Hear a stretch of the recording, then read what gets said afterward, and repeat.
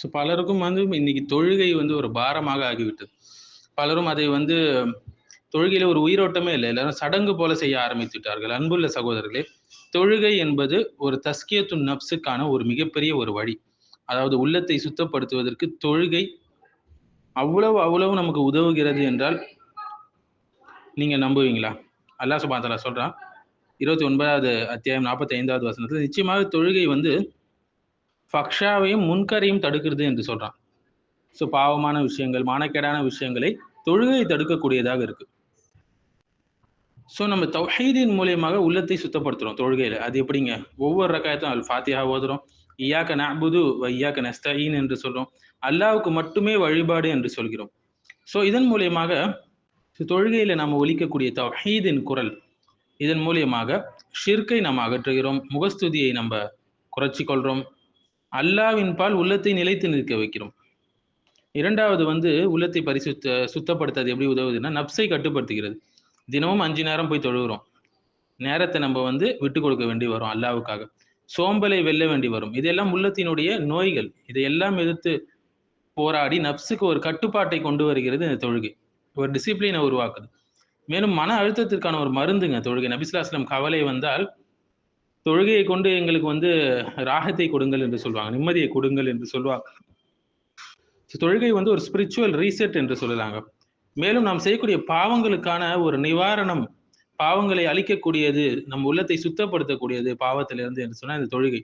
ரசூலுல்லாஹி அழகான ஒரு ஹதீஸ் சொன்னாங்கல்ல, அவருடைய வீட்டு முன் ஒரு நதி ஓடுகிறது.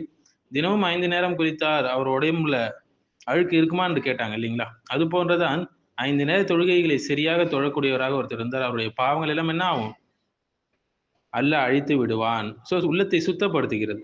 மேலும் ஹுஷூவை வளர்க்கறதற்கு, ஹுஷூவை கொண்டு நம்ம என்ன செய்றோம்? உள்ளத்தை வந்து சுத்தப்படுத்துறோம். எதிலிருந்து?